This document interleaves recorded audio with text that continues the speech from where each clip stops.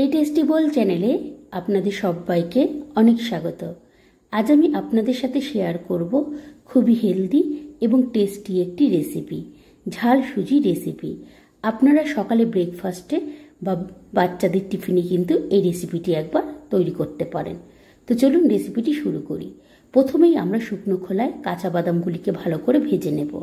বাদাম ভাজা হয়ে আসলে এরপর আমি এখানে সুজিগুলি ভালো মতন ভেজে নেব।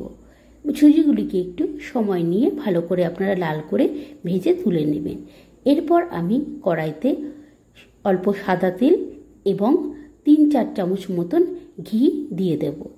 তেল যখন ভালো মতন গরম হয়ে আসবে এরপর আমি এখানে ফোড়নে শুকনো লঙ্কা, কারি পাতা এবং সাদা সর্ষে দিয়ে দেব। আপনারা চাইলে কিন্তু এখানে কালো সর্ষেও ব্যবহার করতে পারেন। এবার যখন ফোড়ন থেকে সুন্দর একটা গন্ধ বার হয়ে আসবে এরপর আমি এখানে সবজিগুলি দিয়ে দেব। প্রথমেই আমি এখানে আলু এবং বিনস, গাজর দিয়ে দেব। আমি কিন্তু এখানে এখনই পেঁয়াজ দিয়ে দেব না।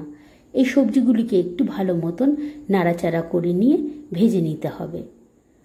সবজি যখন ভালো মতন হালকা ভাজা হয়ে আসবে এরপর আমি এখানে এবার পেঁয়াজ কুচিগুলি দিয়ে দেব। এবার আমি এখানে পেঁয়াজ এবং কাঁচা লঙ্কা কুচি তেলের মধ্যে দিয়ে দেব। পেঁয়াজ এবং লঙ্কাও আমি ভালো মতন তেলে নাড়াচাড়া করে আমি ভেজে নেব। যখন সমস্ত সবজিগুলি ভালো মতন ভাজা হয়ে যাবে এবং হালকা সিদ্ধ হয়ে যাবে এরপর আমি এখানে আগের থেকে ভেজে রাখা যে বাদাম, সেই বাদাম আমি এখানে দিয়ে দেব সবজির মধ্যে। বাদাম দেওয়া হয়ে গেলে বাদামটি আমি ভালো মতন তেলে আবারও ভালো মতন নাড়াচাড়া করে কিছুক্ষণ ভেজে নেব। এবার আমি এই সবজি এবং বাদামের মধ্যে আগের থেকে ভেজে রাখা সুজি দিয়ে দেব। সুজি দেওয়া হয়ে গেলে এবার আমি সমস্ত সুজির সাথে সবজি ভালো মতো নাড়াচাড়া করে নিয়ে মিশিয়ে নেব। যখন ভালো মতন মিশে যাবে এরপর আমি এখানে জল দেব। এই সময় আপনারা একটু খেয়াল করবেন, আপনারা কিন্তু জল একেবারে কখনো ঢেলে দেবেন না। আমি কিন্তু এখানে জল হাতে নিয়ে একটু ছিটিয়ে ছিটিয়ে নিয়ে ঢালছি।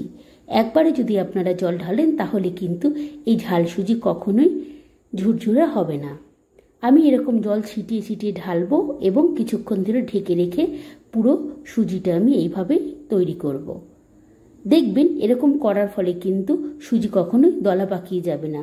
সুজি কিন্তু খুবই ঝরঝরে এবং খেতে কিন্তু খুবই ভালো হবে। দেখুন সুজিটা কি সুন্দর ঝরঝরে মতন হয়েছে। আপনারাও ঠিক এই পদ্ধতিটা একবার ফলো করে দেখতে পারেন। বন্ধুরা দেখুন তৈরি হয়ে গেছে আমার ঝাল সুজি। আপনারা ঠিক এইভাবে একবার বাড়িতে বানান এবং আপনাদের পরিবারের সকলের সাথে শেয়ার করুন। আজ তবে আসি বন্ধুরা, বাই।